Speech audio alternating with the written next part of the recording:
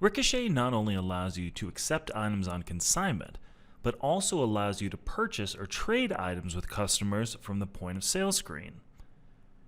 If your store offers to buy or trade items brought in by customers, then start out by going to Preferences, then to Admin, then scroll down to the optional modules and toggle on Buy/Trade. Now when you go to the point of sale screen, you will see the Buy Trade button available.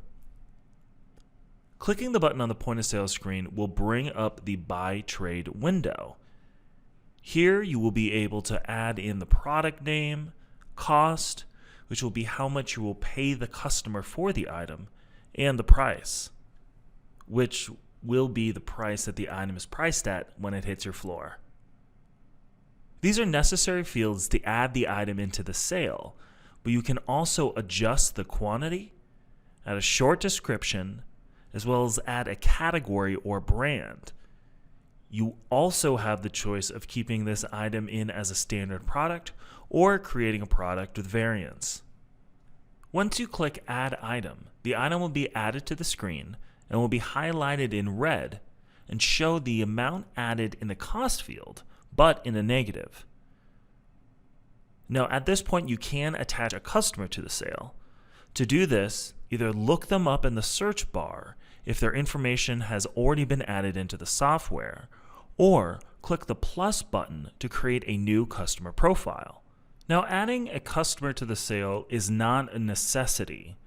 If you do decide to attach a customer, then you will be able to view their seller history within their customer account, and it will allow you to pay them out with store credit rather than just cash.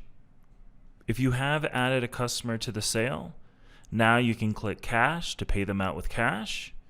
You can click Store Credit to have their store credit attached to their account for future use. Or you can offer to trade items. So by adding another item to the sale, the amount owed will be changed due to the cost of that new item.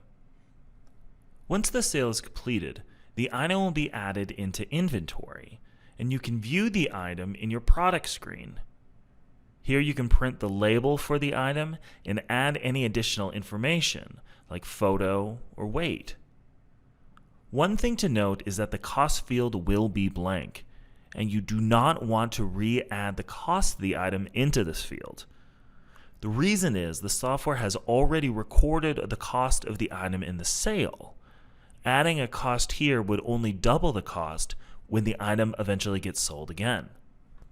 Like we mentioned earlier, this item will also show up inside the customer account since they were attached to the sale. So if we were to go to Accounts, then go to Customers, then access this customer's account, we can now see that item available in the new tab. You will also have a field in the Sales Detail and Sales Summary report called Store Purchase Cost, located in the Store Cost module. This will show all funds used to purchase items during any given period of time.